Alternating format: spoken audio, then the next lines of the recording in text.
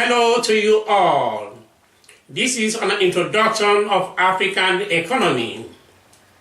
The continent of Africa is blessed and full of natural resources, as from the north to the south and the east to the west. For mineral resources in one hand, there are diamonds, gold, iron ore, bauxite, aluminium, uranium, phosphate, and many others. On the other hand, there are varieties of agricultural produce and fertile soil. As for tourism, it is full of wildlife, sea creatures, beautiful landscape, woodland, deep forests, waterfalls, lakes, running water from hills to the valleys, the wonderful sea view, the cloud, the snow, the rainbow reflecting on the mountain from end to end, the inactive volcanic mountains, the sand dune, the desert, and the semi-arid areas. You may find all these natural resources in the continent of one race Africa. But yet, the Africans are dying of hunger, drought, malnutrition, immigrating to other continents for survival. If the question is to be answered, who are responsible for the impoverishment of African economy? Let us look into the economy of each one of the countries in Africa.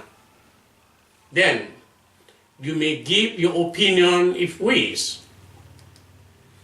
The world is part of Africa, and Africa is part of the world we live in.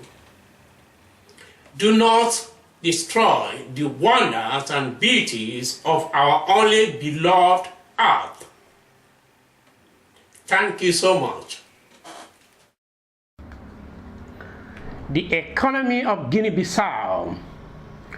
Guinea Bissau is one of the poorest African countries among others, and its Human Development Index is the lowest in the world. More than 2/3 of the population lives below the poverty line.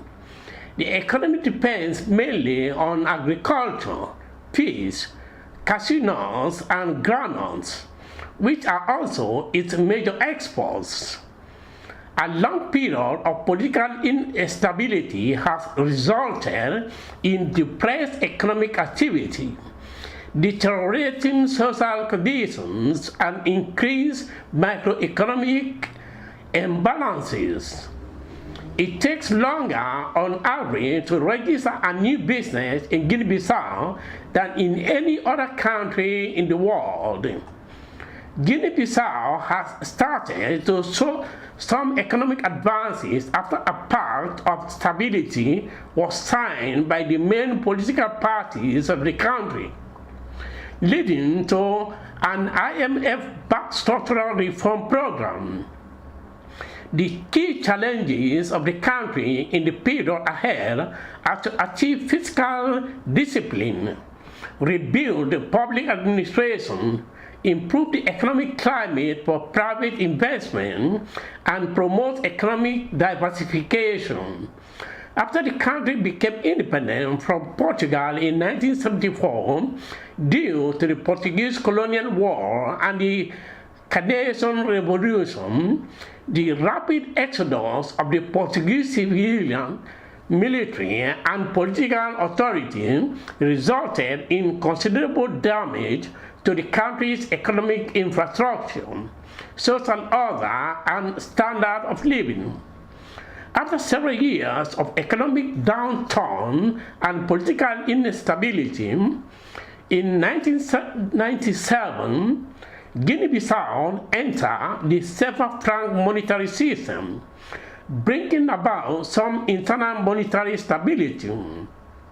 The civil war that took place in 1998 and 1999 and a military coup in September 2003 again disrupted economic activity, leaving a substantial part of the economic and social infrastructure in ruins and intensifying the already widespread poverty. Following the parliamentary elections in March 2004 and presidential elections in July 2005, the country is trying to recover from the long period of instability.